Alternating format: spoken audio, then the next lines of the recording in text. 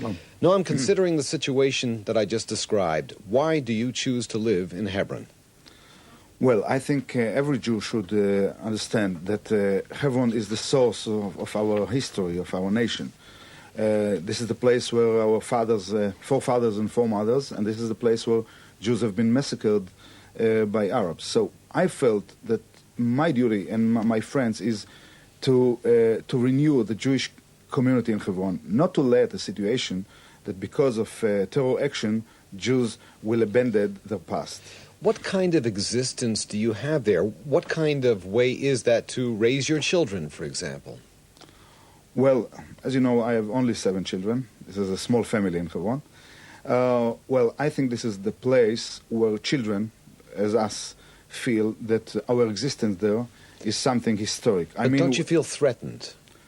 Well, of course, you know that we don't feel threatened by daily life, but of course the situation is not a normal situation. But when in the world the situation is normal, if you live in Brooklyn or you live in the Queens or you live in I don't know where, so we feel that our existence in Hebron, including our children, is something very important for the Jewish history.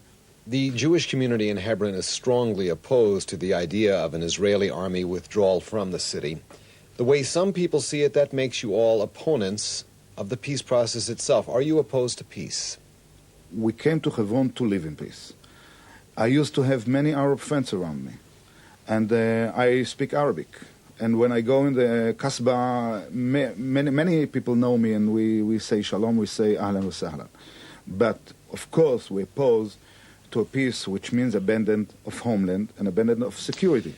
The bottom line in Hebron, though, as you've said yourself, is that the vast Palestinian majority there once no part of a Jewish settler community in the middle of town. Well, do you see a future in Hebron realistically for you, your family, and others like you? Well, in Hebron, you begin to believe in miracles. I mean that Hebron was one of the places that was very sensitive. But now, thank God, we are in Hebron. We are a growing community. We are building. We are raising children. We have more than 300,000 visitors, Jewish visitors, in a year visiting Hebron and coming to support us. We have international support.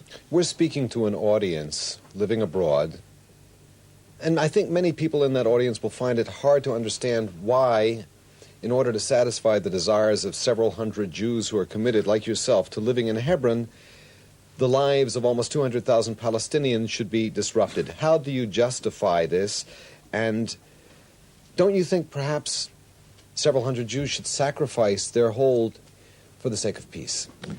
I think the opposite is right. First of all, there are not 200,000 Arabs in Hebron. It's about 120,000. Now, we want to develop the city for benefit of all the residents. We want the city to be better life for all the people in Hebron. I think in the future, someday, the Arabs will understand it, and the Arabs should understand, and everybody should insist on, that the Arabs should forget the dreams of Judenrein. Hebron will never be Judenrein, and Jewish, they should understand. free of Jews. Of course, Arabs should understand the Jews in this country, in this city, are a permanent fact, and this community should, in the future, be well accepted by the neighbors. One last question, Noam. I'll ask for a quick answer. If the army pullback does indeed proceed, what do you do? Fight it? Leave? Stay? What do you do? Of course, we should stay.